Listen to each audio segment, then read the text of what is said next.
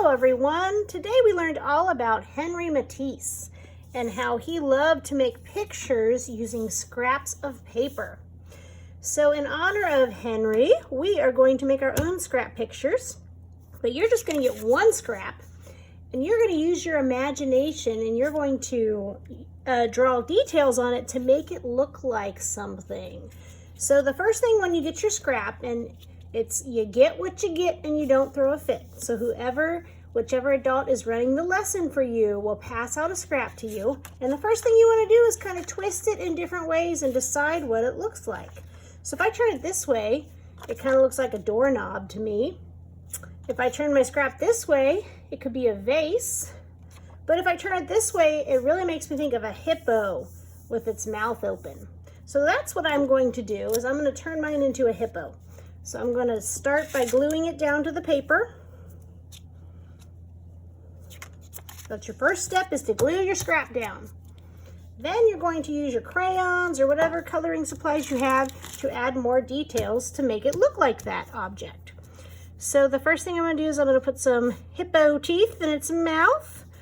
And the mouth is open and its head is kind of crooked back like this. So its eye is going to be up here, because hippos' eyes sit on top of their heads.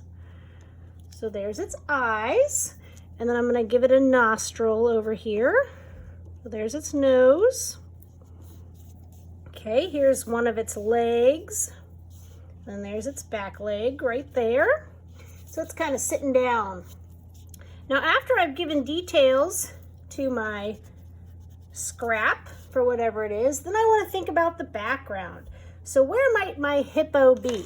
So maybe it's at the zoo, and I'm going to draw it sitting on the edge, but right over here is going to be water, because hippos love to swim in water. So right over here is the water. I'll draw some waves in the water.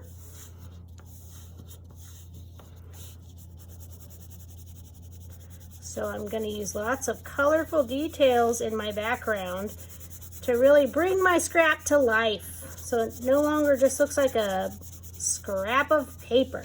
It actually has transformed into something new. So maybe it is sitting on top of a rock.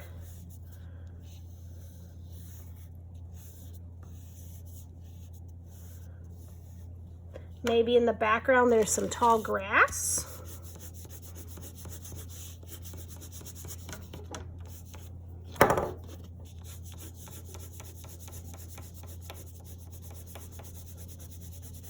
I could draw another hippo sitting over here.